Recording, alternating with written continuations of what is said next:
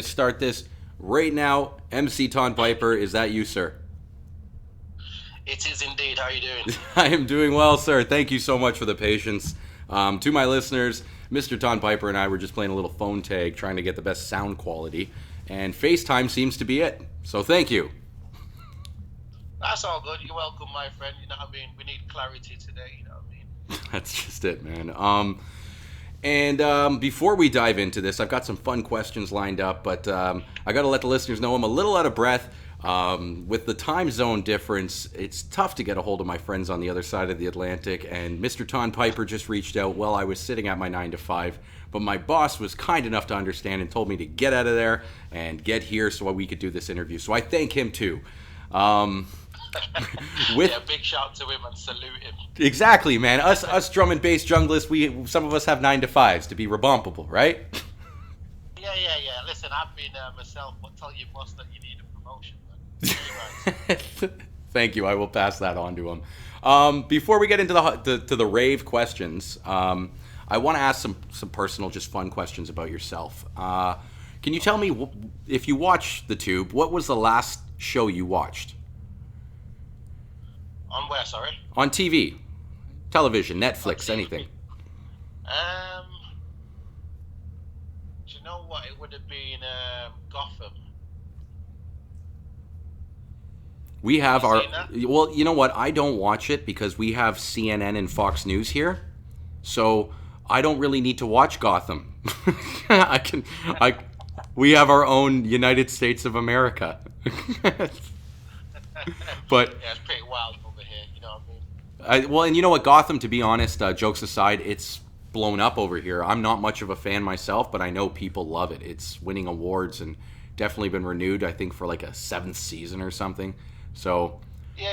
It's quite left the field. You know what I mean? So, I'm into the whole sci-fi comic kind of thing. You know what I mean? That's part of my own background there.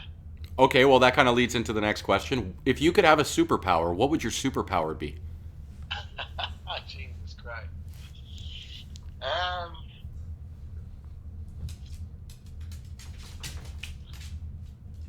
I'd travel back in time. I'd be like the Flash or something like that. That's cool. That's a first. Ton, these are questions that I've asked a few different people, and you're the first one who's gone that route. Most people want to be super strong or invincible, but super fast. That's the No, first. but yeah, super fast in the sense of being able to time travel. There's people in my life that are not actually here at the moment. They've passed away. So if you could go back in time and have 2 minutes, you know what I mean? Just that little kind of thing. I hear you, man. That's a deep way to go about it. Yeah, it's real talk. So yeah. I hear you. The one I love the most is Louis C.K. I don't know if he's popular where you're from, but have you heard of him, Louis C.K.? He's a comedian. Nah, not heard of him. Well, he's kind of been put on the blacklist lately because of the whole sexuality thing going on, men abusing women. He got caught for masturbating in front of a few women, and kind of gone down the downhill. But he does a joke about a time machine, where his friend had asked. Whoa. Not even put him in my conversation. you want you want to hear more about that? Yeah. I don't want anything to do with that link. Well, and here's the thing: the guy is an amazing comedian. Aside from that, but yeah, he's got some funny jokes. You know what? Okay, fine. I'll leave the joke alone. We'll dive into the next thing. Yes, sweet. Let's roll on. There's too much of that on the scene at the moment, as you know, man. So I'm not having my name dragged through no more. That is, and it is. It's tough to be a guy right now. But okay, with that, I'll say this is kind of me and how I got to know you. You being from the north, Manchester, I believe. The first time I got to hear you was through Industry Sound. And what I want to ask. You're taking us back there, Jesus. Okay, so at least I've got it. I've hit the nail on the nose, I hope. What I want to know is, did you find it harder for yourself as an artist to get promotion or get recognized working out of the north than if you had been from somewhere like, let's say, Brixton or London? Yeah. But the thing is, yeah, coming from the north, it was kind of harder to break through in a jungle or drum and bass scene, whichever you want to call it. Same thing to me. Um, yeah, it was kind of a harder path. But when a lot of the big DJs came up to Manchester, a lot of the promoters in Manchester actually wanted me on the sets. So that always went in my favour. Well, yeah, and to be honest, there was another gentleman, I believe his name was ELL, that you used to do a lot of work with. Am I right in saying that? Yeah, we used to do Drum and Bass Arena, which was based in Sheffield at the time, which is about an hour's drive, 45 minutes from Manchester. Um, we also used to do a place called, what was it called now? Oh, something sushi. I don't know. Oh man. That's okay. To be honest, I remember Yeah. Sheffield. That's the first time I heard you was Sheffield Arena, Mompy Swift, Skibba D, and Ton Piper. That was the first set I ever heard of you, and you were the first person to go toe to toe with Skibba that, in my opinion, took the mic from Skibba. No disrespect to the man, but I was in shock, and I, as a kid, used to go to the library. I say this in my other videos to watch these drum and bass arena videos, and MCs, there was Skibba D and then everyone else. And for the first time when I saw you go up with him, I was like, here's a guy that's going to give a Skibba a run for his money.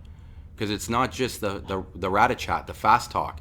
It was the lyrical content and the ability to MC and get the crowd to go with what you were saying. It was flawless, man. Yeah, because the thing is, I look back on those days, yeah, and like I met, let's say, Skipper was always up there, so it wasn't necessarily me challenging Skipper. It was always an honor to be on the same bill as him.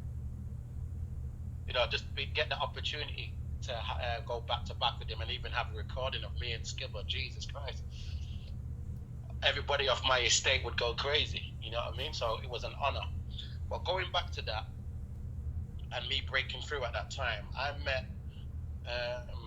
Herbsy and X-Man like mid 90s, mid to late 90s, 96, 97. So they were the first MCs that I could relate to of my age that were trying to break through at the time. But they were trying the same thing in London, so they were having the same issues I was having in Manchester. They were having the same issues in London trying to break through. So I became friends with those guys, and that gave me extra incentive to try and break through. What would you say was the biggest hindrance? What was causing you guys to have troubles breaking through? The scene was so small at the time. You got to think now. Drum and bass jungle is what 20 years, 25 years old, maybe a little bit older with the evolution from the hardcore days, jungle techno. Um, but there was very few guys at the top of the game, at the top of the tree. It's not like now where you have social media and that there's access to every tune that comes out.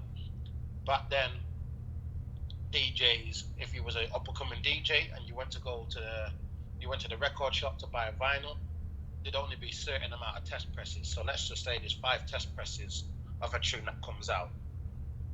There might only be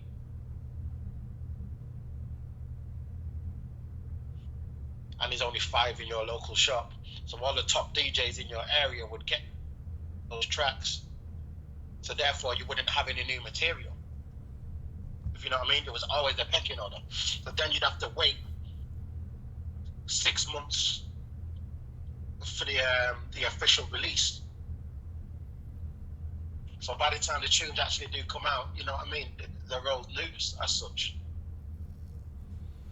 Yeah, I get, and can deeply appreciate what you're saying. Would you say that that was a good state that we were in? Because some people that I've spoken to are talking about today's ability to get your hands on a song seconds after a producer has made it as a saturation. It's It's kind of spoiled the scene in a sense because the quality control's gone. But not much spoils the wrong word, but yeah, the quality control's gone. As soon as you put a tune out, everyone's got their hands on it, then everybody's like, what's next? So it's like, I'm not saying people don't appreciate the process of making tunes anymore, but a lot more used to go into it, and people are making throwaway music at the moment. And then there's that much music out there. Trying to find the new top producers is getting harder.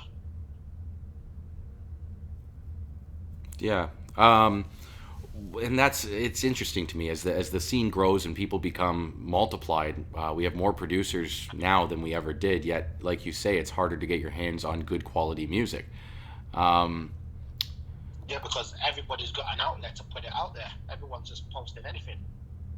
which is it, Where I back in, sorry, go ahead. where back, yeah, back in the day, it was just like before your tune even got to record label status, you had to cut a dub plate of it first. You had to go on the road and test it out and see if it works in a rave. If it worked in a rave, then it'd go through the process of getting to the label and getting pressed. Where now people are just putting out tunes and expecting the same impact. Do you think maybe I'm just thinking while you're speaking. Do you think it's possible that that could be because you don't need to go through the amount of investment that you used to? Like before, if you pressed a dub plate or made a record, it would cost you a lot of money. Whereas now you don't need to. You can just USB and then people can carry their sticks around and play your song as many times as they want. There's no need to press the record anymore. Could that be part of the cause? Yeah, that's part of it, and it's not necessarily a negative. I'm just saying it's quality control because a lot of people, even I've made tunes, you know what I mean, but I wouldn't even post them because some of those tunes, I don't think. And let's be honest, some of those tunes are not good enough to the standard that I want to be represented at. You know what I mean? I've got other tunes that DJs are playing that are on a better level. So yeah, I'm happy for them to go out. But most people are just, you know what I mean? I don't want to shoot myself in the foot here, but you know. Don't worry, buddy. You won't. You're not. Here's the thing. I don't think you're saying anything negative. You're making an observation.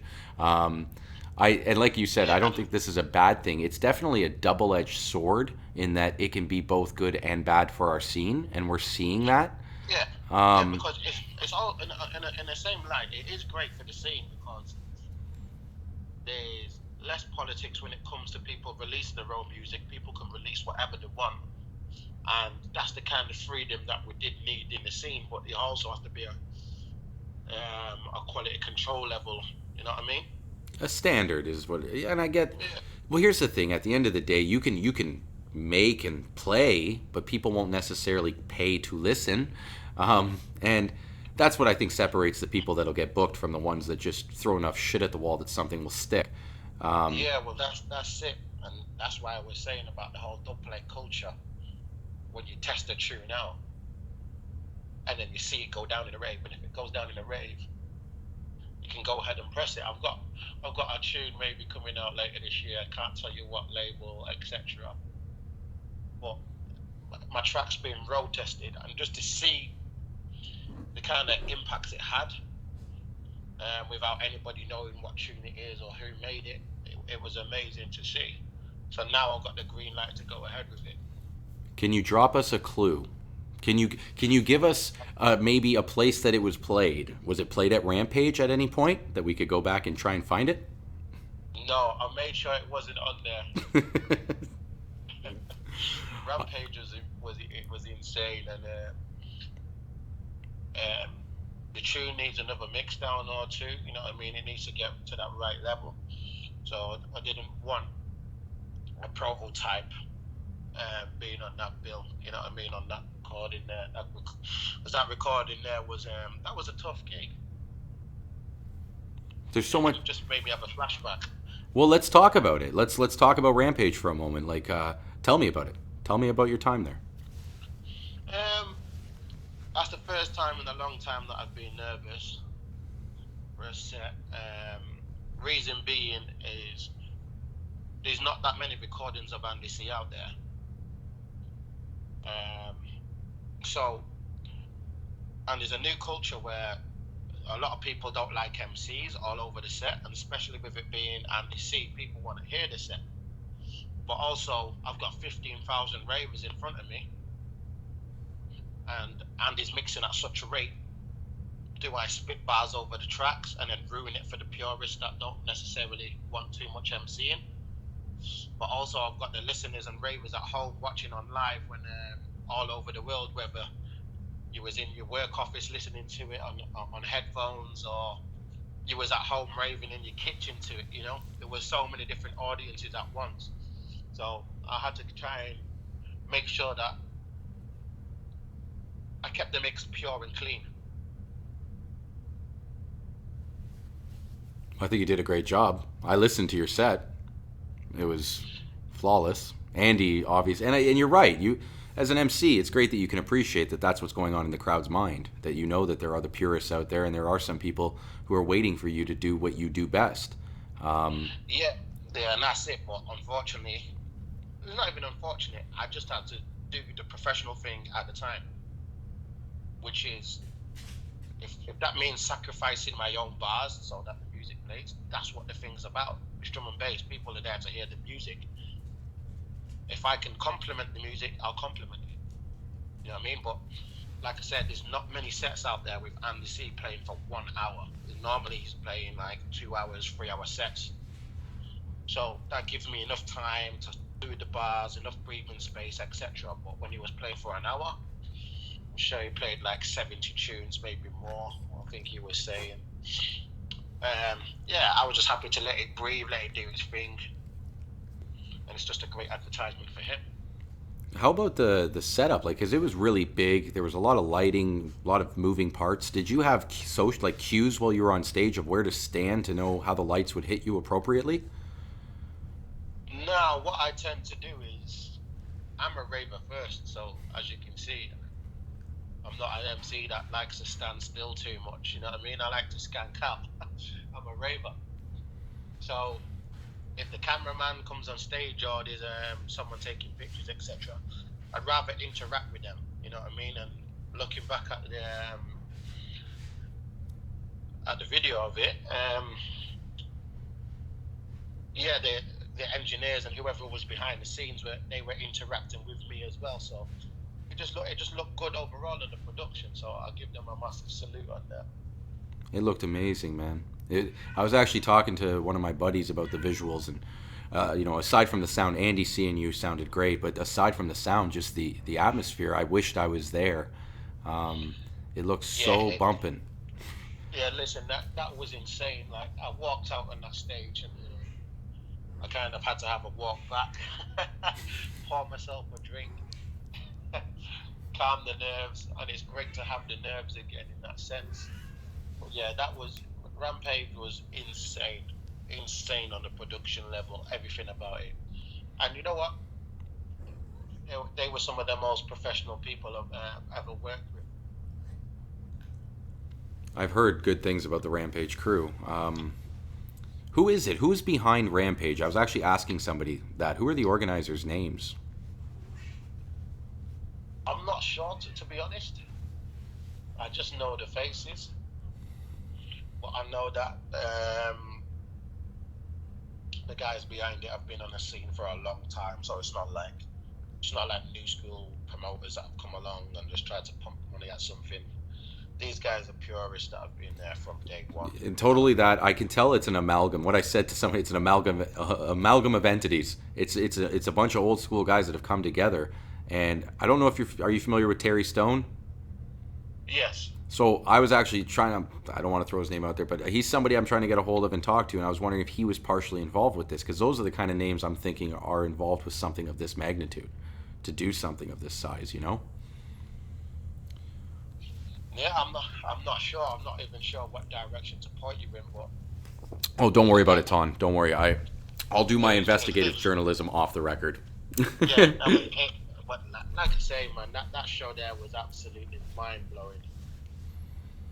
Are you going to be back next year? Do you know?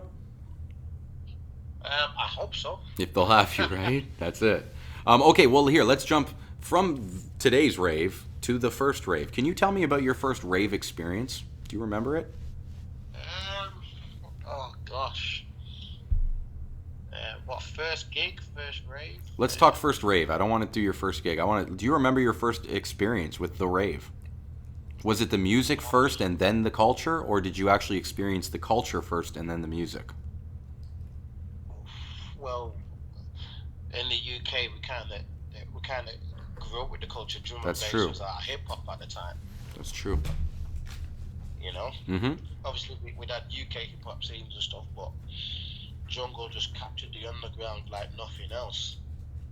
And it was all like cassette tapes back then. You know what I mean? So you'd have tape packs of your favorite DJs that get passed around, also the pirate radio stuff. You'd listen to One in the Jungle, which was Fabio and Groove Rider, I think, on Radio 1. Um, First rave, though, Jesus.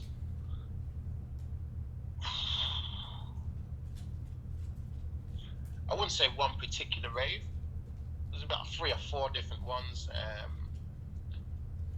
And you'd have like your top 12 DJs all playing at those raves, you know what I mean? Like, back in the day, you'd always look out for a Randall tape, Andy C tape, um, Brian G, Jack Frost, Ronnie Size, Fabio Groove Rider, Brocky. And because you'd already been listening to these tapes in your schools or whatever, they get passed around in your state. So anytime you go to a rave, you look forward to seeing those guys the most. Nicky Black Market, Ray Keith. There's so many guys to even mention, you know what I mean? I don't want to leave anybody off that. Yeah, that's always the problem when I name drop too. I'm like, shit, I don't want to even start because I wouldn't know where to end. Um, Yeah. but and I can appreciate all the names you're saying. It reminds me of the old AWOL or Innovation or One Nation, Helter Yeah, Skelter, those tape yeah, and packs. even before that, you had like Jungle Amazon. You know what I mean? And up north, we had like the Hysteria raves and stuff like that, Pure Rex, all kinds of things. I don't think You people in know? Canada are privileged to the stuff you had going on in the north. I shouldn't speak on behalf of all ravers here in Canada, but the people we tend to see and the sound that we tend to get was all coming out of the Cool FM crew and the Urban Agency sound because that's what was being marketed in our market. You know what I mean? Yeah, yeah, yeah, yeah. Well, see, like Manchester, obviously, we had the Intellects, which was Mark XDC and Marcus Intellects as well. Rest They in were a peace. team. They were together at the time. You had Sapo. You had a few other people. L Double, who was in, I think, from Huddersfield. Over that way, you had Power and those boys in Sheffield. So yeah, there was a few different crews, but the majority of the people at the time and all the focus was more London. That's What would you say are the biggest changes you've noticed in your scene or in the scene? You travel a lot, so you can speak broadly if you want on this question. But what changes have you noticed since the day you started to where we are today?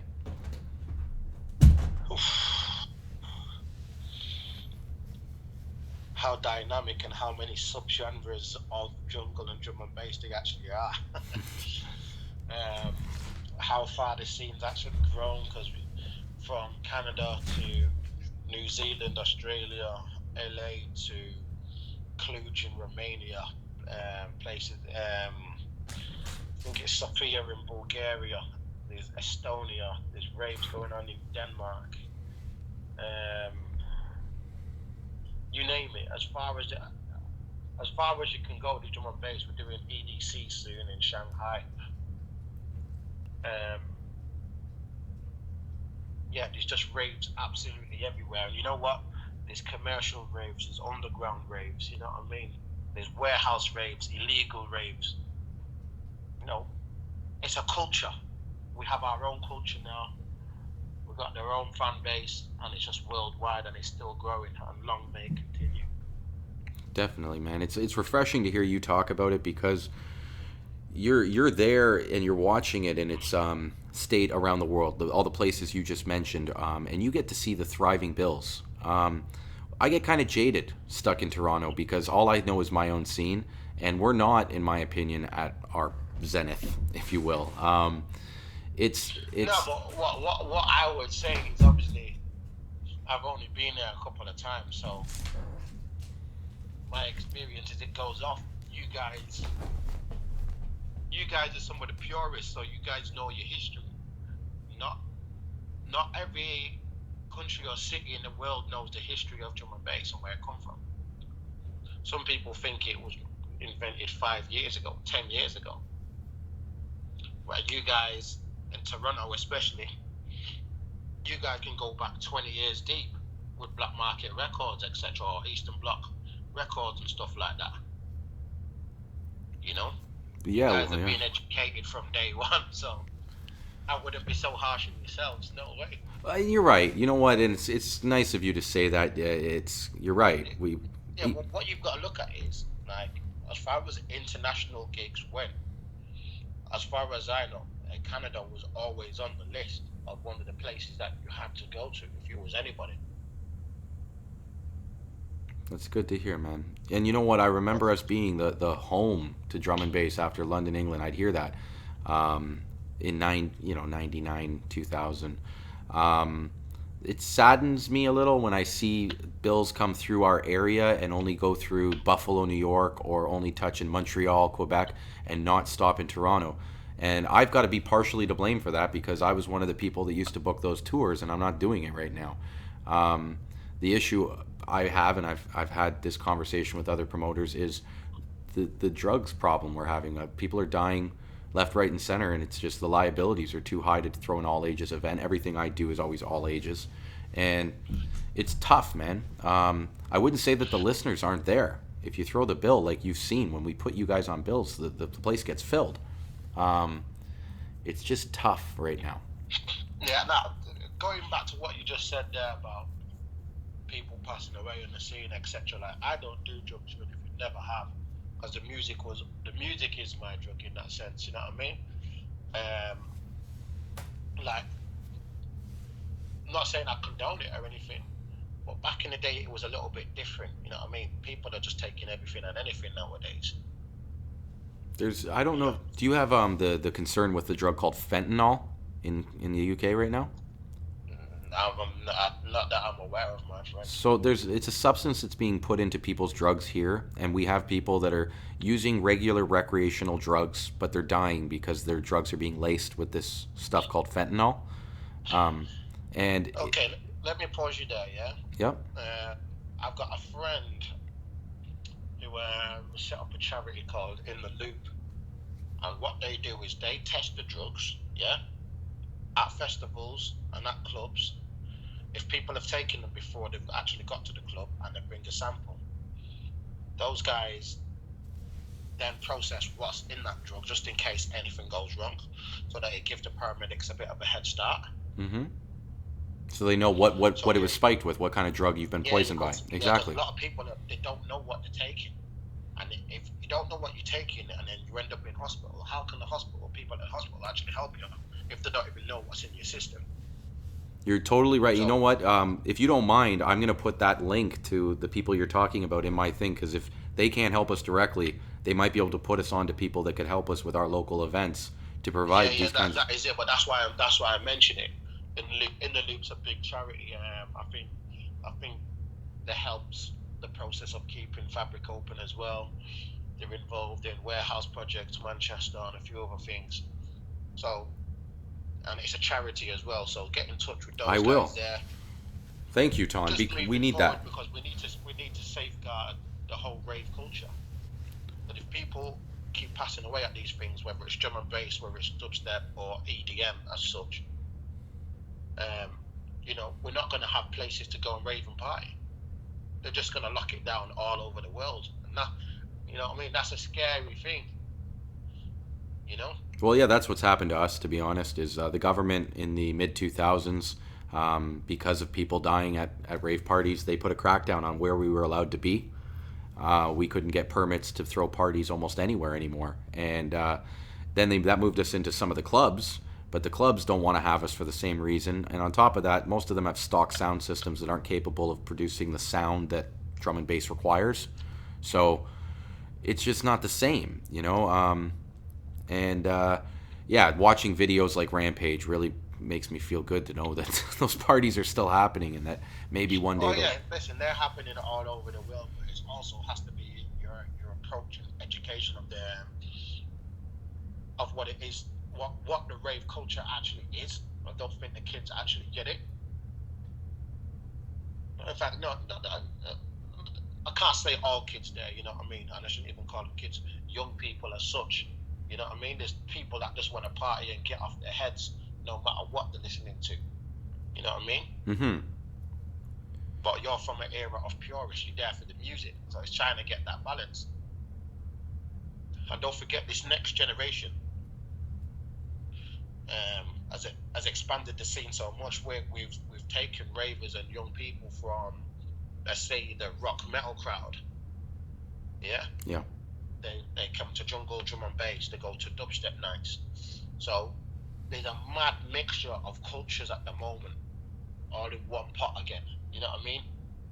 I do. And one thing I want to say about the organization you're offering is we need a response. When the government says something like this is occurring, we can't live in denial and say no it isn't, or try and push towards stopping it from occurring. It's never going to stop happening. It's part of our culture. What we need to do is have preventative, I guess, measures put in place so that when they do happen, that we're prepared for them. And what you're describing is a great tool to say, look, yeah, we're throwing a party here that this could happen, but we're going to have this organization to help us with it. So yeah, that's correct. And obviously I'll hit you up with all the details as well. I'm meeting I think the chairman of it on Thursday in Miami. So please, yeah, if you could send me the details. Like I say, I'm going to post this video in a few weeks, so it's not going to be right away. But yeah, if you can get me those details in that time, I will definitely put it in the link. And promoters, I talk to them. I will definitely bring this up to them. yeah, Okay, with it's that, the way, sorry, go it's ahead. the way forward. You know what I mean? You've got to look after the ravers first, because at the end of the day, when people are passing away, it's somebody's brother, somebody's daughter, somebody's son. You know what I mean? Somebody's sister, somebody's cousin. You know what I mean? We all want to party, have a great time, but we also got to look after each other. Well, and yeah, I don't want to go too deep into this, but I did make a video earlier today about mental illness and substance abuse. And I find that there's some people who have a level of expectation on other people that is unfair.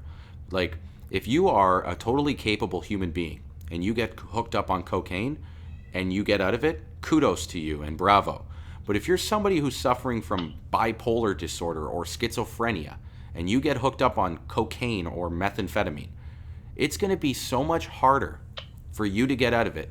And for us as the earth people, if you will, the sober ones, for us to try and help these people, it's just, we're not capable of it, man. The only thing we can do is show empathy and compassion and maybe guide these people towards the help they can get.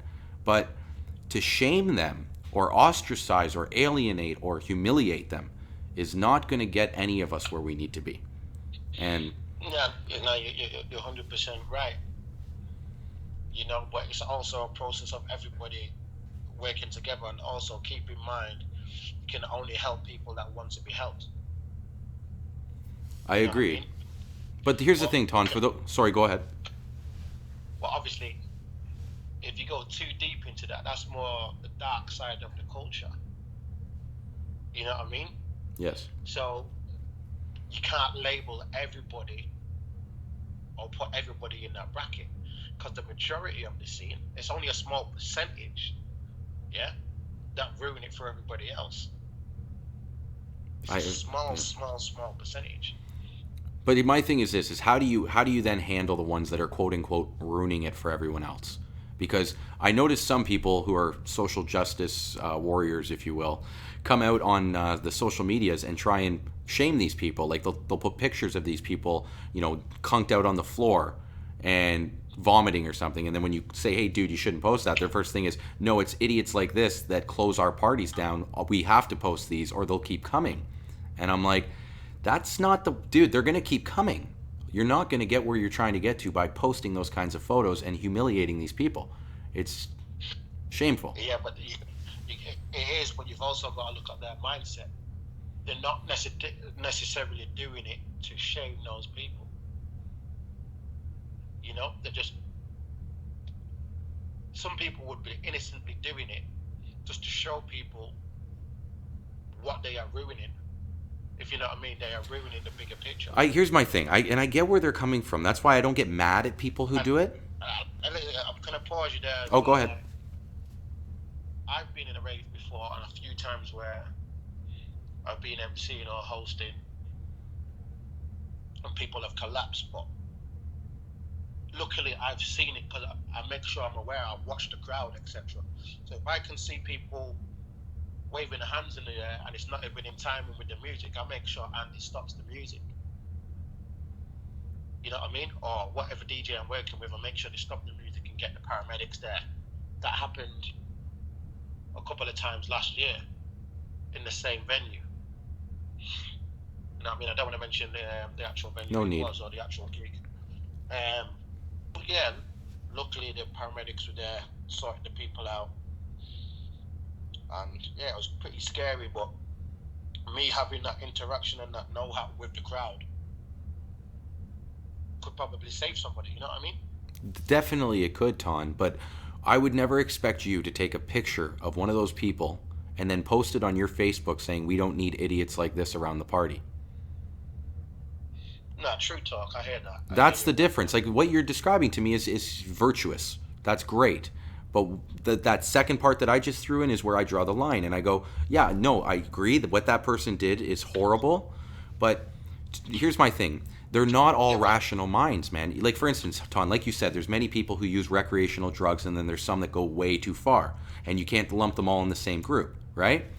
But yeah, for the ones that go too far, to rationalize with them and have a quote unquote mono a mono conversation is irrational in itself because they're not rational.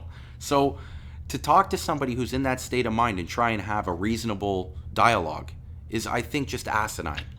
And it's like there's better ways to go about this. And to me, the in the loop, I think you called them, um, yeah, yeah. they're the kind of preventative measures I like to put in place, and then they help these people. And like you said, like when that happens, you stop the music and you say, somebody go help that person.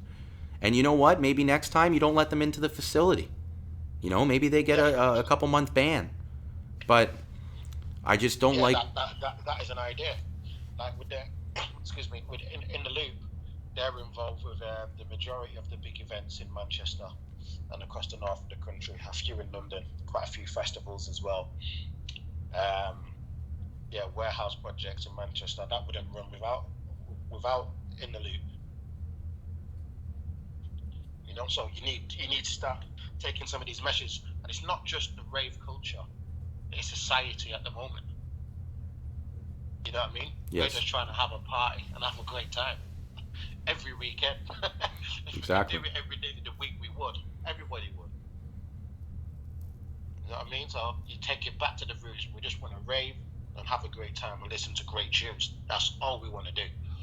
But unfortunately, the way society is at the moment, some of this comes with the territory. But we can't allow the negative to tar the positive with that brush. I couldn't have said it better myself, my friend. But okay, I've only got two more questions to go, and then I'm going to let you go on about your night. Um, what would you consider was the pinnacle in the jungle scene? Has it already occurred? Are we in it? Is it to come? I think it's to come. I do think it's to come because I don't think people expected the scene to last this long. And back home at the moment, the whole jungle vibe. I know people say jungle and drum and bass is two separate things.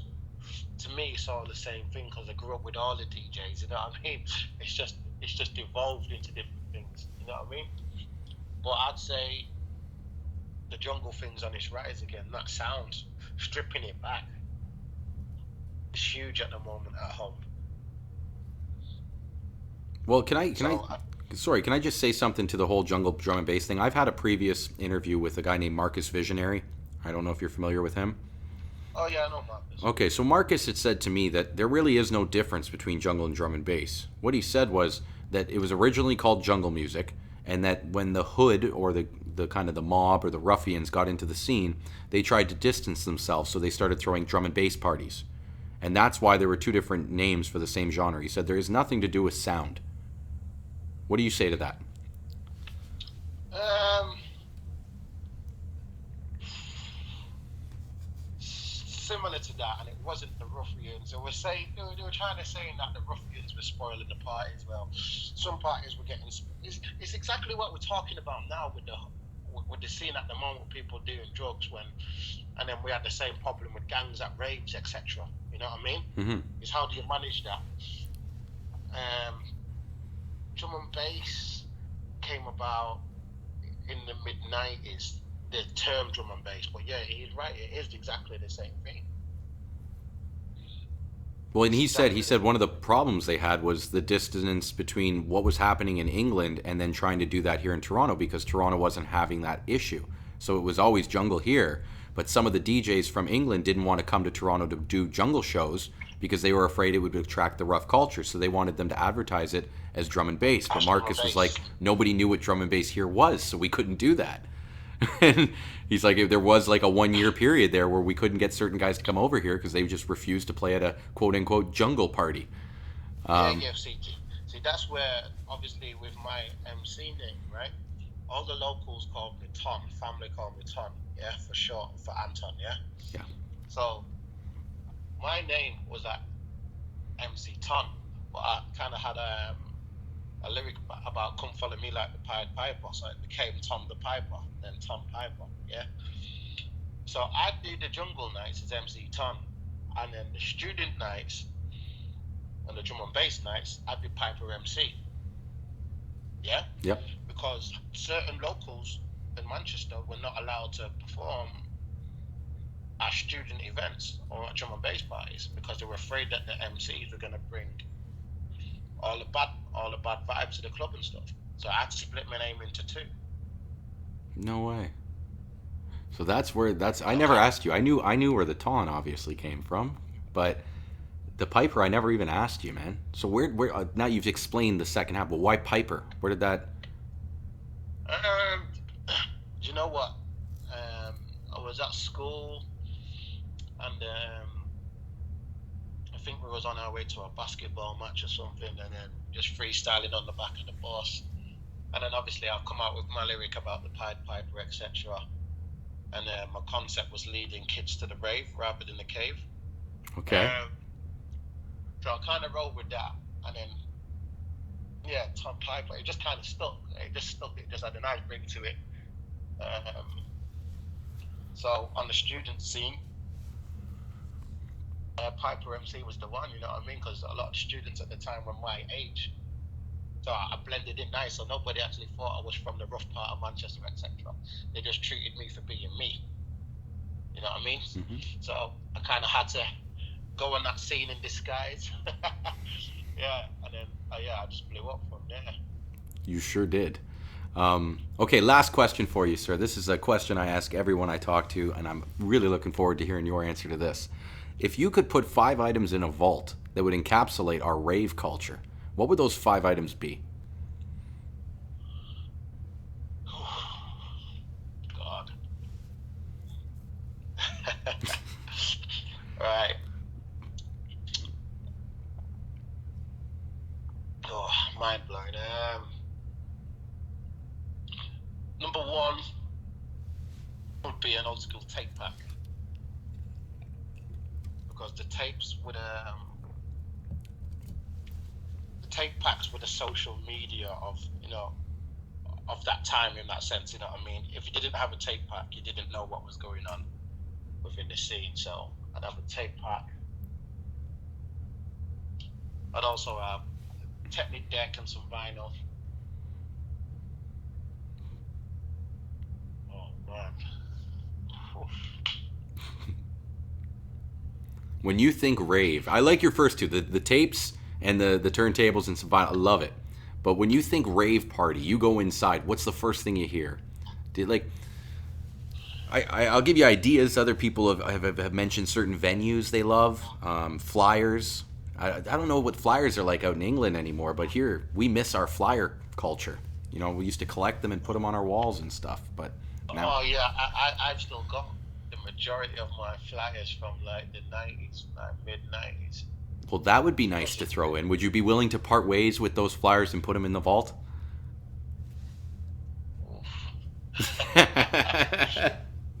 Oh, the flyers are precious, bro. Wow. Oh, do you know what? See, it just depends because now going off. I'm not going off the record here, yeah. But you know when you were just talking about Rampage, yeah, Mm-hmm. right?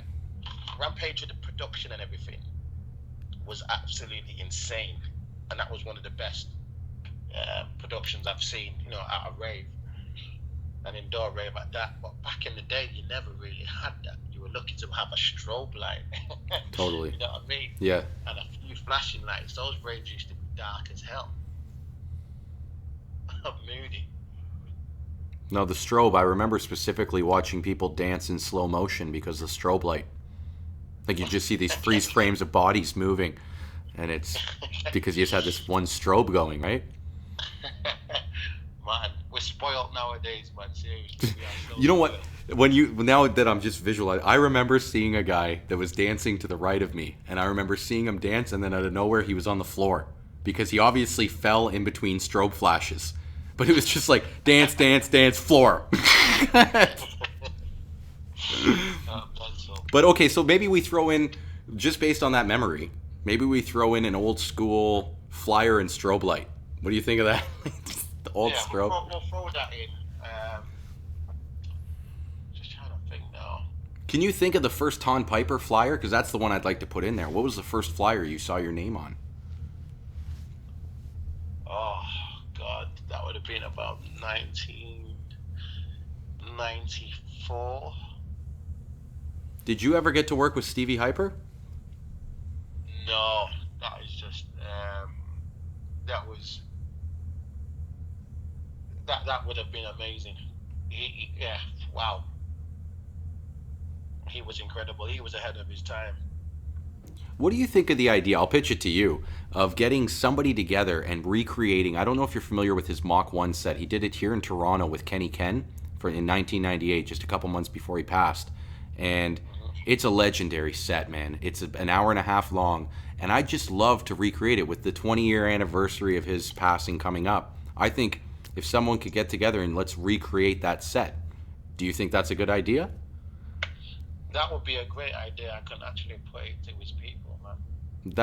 You know what? There's another thing. If you could put me, what I'd love to do, to be honest, to do it right, is get people like yourself, people like Skibba, people like Show, get you guys together and have each of you take maybe a 10-minute section of that set and pay homage to Stevie. It's 20 years, and let's get his lyrics re-out, because honestly, it's also the enunciation and clarity of the tapes that were made in '98. You guys could make it sound so much better. Like, do you know how many times I had to listen to Hold On, Wait a Minute, When I'm on the Microphone, I Get With It, to understand what he was saying?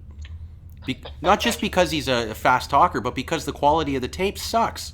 You know what I mean? Yeah, but that was down to the engineers back in the day. Yeah.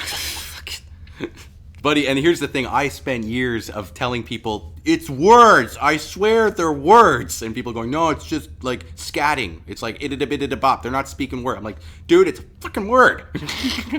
But, Yeah. okay, so we got two more items to go. What's two more items that you can throw in this vault for me? Man, from an old school rave perspective,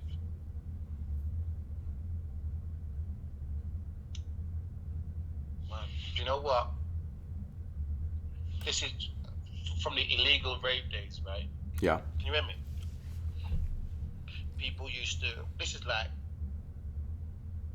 Not everyone had a mobile phone back in the day. You know what I mean? When I was in school and stuff, and used to go to illegal raves at the weekend, you'd actually turn up to a phone box in the middle of nowhere with directions where to go to actually find a rave. Yeah, I was actually, we called them map parties here in Toronto. You'd have to go to a guy and he'd hand you a piece of paper with like a penciled in map. And Yeah. even when you got there, you'd listen, you know, and it's like, boom, boom, boom. You're like, okay, it's this way. Yeah, follow the music. Exactly. But Yeah, so that experience there, I would throw in the ball. I love it. So for that, I would throw in maybe a hotline and a map just to show people like there was a number and a map we had to go to. Yeah, and we're not talking Google Maps, people. No. Technology, man. We're talking. I don't know if you have pearlies. We call them pearlies out here. That's what like a hand map books. We call them pearlies. But yeah, so it's like a pearlies. But Yeah. So how about here's yeah. I'm going to help you with your last one. What And would you? the last thing I'd say, which I say is missing from the rave culture today, is the whistles, horns, There it and is. lighters. You know, I was saying to somebody, you know what? It's great that people don't smoke anymore, but what happened to the lighters crew? Now we have cell phones going up in the air. Do you know what? I don't mind the improvisation with the cell phones. You know what I mean? I don't mind that. It doesn't As have long the as same. people are not filming sets just to throw up a section on YouTube of distortion. You know what I mean? Well, that's kind of what I was meaning, but I get what you mean. Like when somebody will just put their screen on and put it up instead of a lighter. I was talking more the people who think that we want to see that 1 minute clip of distorted sound and we can't see anything of you saying, I saw MC Tonn Piper last night. Listen to this. You know, like. Yeah. But that's exactly why I held it down at Rampage. So that the clarity was there of the music. We're spoiling the music. It's a big mix. You know what I mean? It's a big deal. I think it's already on 120,000 views in a matter of a week. Well, that's not even counting the live ones you guys were getting. Like I've watched that thing 5 or 6 times while it was live, and it wasn't counting those clicks. The only set I actually watched full was you and Andy C. The next night I caught some of the SAS set, which was also really cool. To me, it was just amazing to watch the lights in sequence with the speakers moving and the stage, and I was like, "Holy shit! This is a drum and bass party! It's unbelievable." Like we said earlier, those boys on the production there at Rampage, man, they're bang on point. They're up there with the best in the world at what they do. Trust me. Well, hey, I'm going to let you go, but here, I'm going to say goodbye to my listeners, but stay on the phone with me, okay? Yeah, no problem. Before I let you go, I'm just going to say one last line. I want you to finish where I leave off, okay? Not last night, but the night before. 24 MCs came knocking at my door. That's right. The Tonn Piper MC, I be ready for war. Ready for war. And with that, I'm going to say, stay on the phone with me, buddy. But to my listeners, that was him, MC Tonn Piper. Thank you so much for taking the time to chat with me, buddy. I want to say to you guys, I hope you enjoyed the conversation. Many more of these to come. And until next time, as always, peace out.